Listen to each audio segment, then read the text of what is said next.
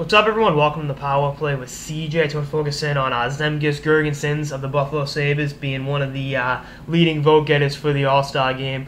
Actually, the leading vote getter for the All-Star game. The Latvian center, former Dubuque Fighting Saint.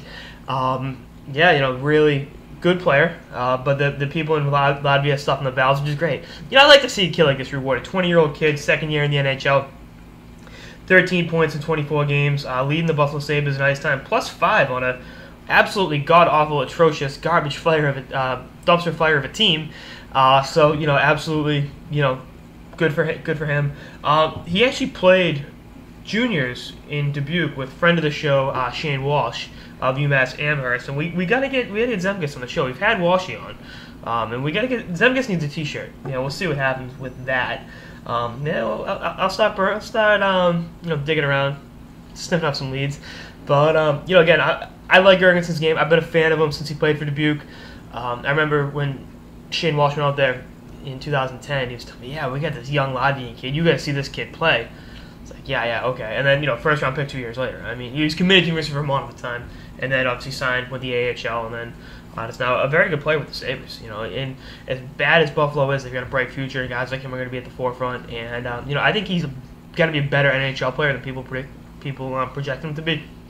I think people saw him as like a safe, third line type forward, but I think his offensive abilities are only going to get better. And I think as better players come into Buffalo, as the young pieces around him develop, as Reiner gets better, as Zadorov and Aristolainen get better, if they add a Jack Eichel or Connor McDavid, Buffalo's going to be a contender.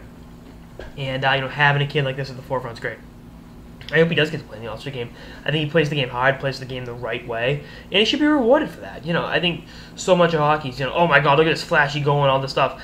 I mean, is he a top 20 player in the NHL? No, but you know what? Hard work gets rewarded, and it's good to see people in Latvia voting.